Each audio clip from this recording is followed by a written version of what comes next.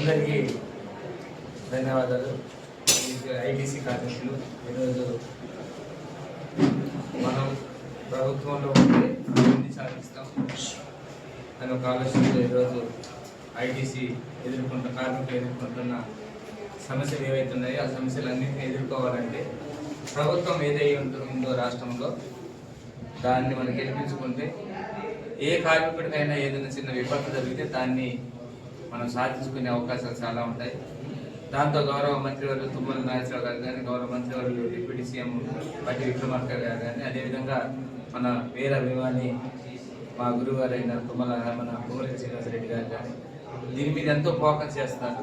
గెలవాలని ఒక ఆశతో మనం ఆయన ఆ రోజు రాజకీయంలో వేరే పార్టీ నుంచి టీఆర్ఎస్ పార్టీ నుంచి కాంగ్రెస్లో వచ్చిన తర్వాత ఒకటే అన్నారు, ప్రభుత్వాన్ని గద్దెదించాలని ఏ మాట అన్నారు ఆ రోజు. అదేవిధంగా ఆ రోజు గద్దెదించేంత శక్తి సాధించుకున్న పొంగులేటి శ్రీనివాసరెడ్డి గారు ఈరోజు మన అండదండలు ఉన్నారు.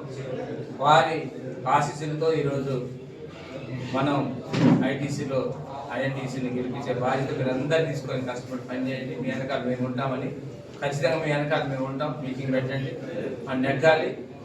నెగ్గుతూనే రేపు మనకు బలం అనేది ఉంటుంది. ఏ కార్మికుడైనా ఏదైనా జరిగితే మనం వెనకాల ఉంటే ఆయన్ని ఫాలోఅప్ చేసి అతనికి అతని ఫ్యామిలీకి అన్యాయం కాకుండా చూడవచ్చు అని మీ అందరికీ మనవి చేసుకుంటూ ఈరోజు మనం అందరితో పాటు ముఖ్యమంత్రి గారితో సహా ఈరోజు మీ అనుకున్నామని మనవి చేసుకుంటూ మీరందరూ బాగా కష్టపడి ఈ 2 రోజులు ఇంకా సుమారుగా 15 రోజులు ఉంది.